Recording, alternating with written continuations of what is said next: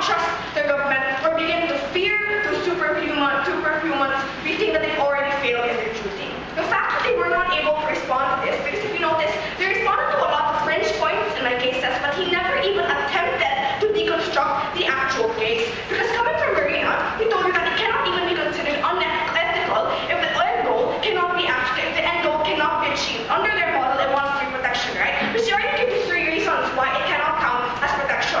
The first is because it increases your state propensity to engage in wars too rashly. The second reason she told you is because of that, there's asymmetric warfare between states. The only response we got coming from the DPM is he said that it's perfectly fine if people want to engage in war, as long as they feel that they could do that, right? But that's precisely the problem. The fact that states thought that they could engage in war because they felt that they could do so is the reason why wars are launched, because of state paranoia, or because they want to cause as much destruction as possible. The second reason why they're going to this debate is because they were trying to use status quo to defend status quo, right? Because coming verbatim, he said that we can already allow this because even nuclear weapons and cluster bombs are already allowed in status quo. But we think it's unfair because being consistent with status quo is not a value. The very reason why we're consistent with status quo is the reason why these problems exist in the first place. What we want to prove to you is that by allowing a change in status quo in the way states want to engage in wars is the better value at the end of the day. That's why we think a lot of the arguments are not only tautological, but they are already irrelevant in the round.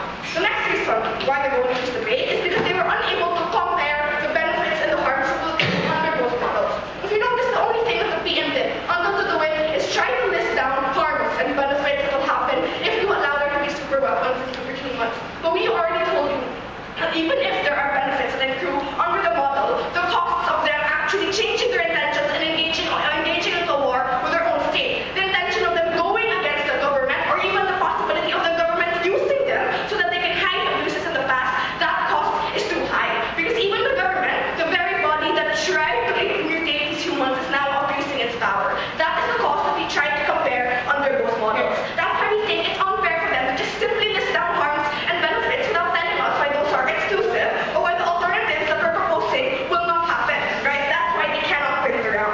The third reason why they're going to this around, because if you notice, they never tried to prove to us why this will mitigate abuse and harm already present. If you notice, that's why we have drones, for example, even if there's a lot of criticism towards that. The reason why states want to use drones is so that they can try to mitigate harm as much as possible.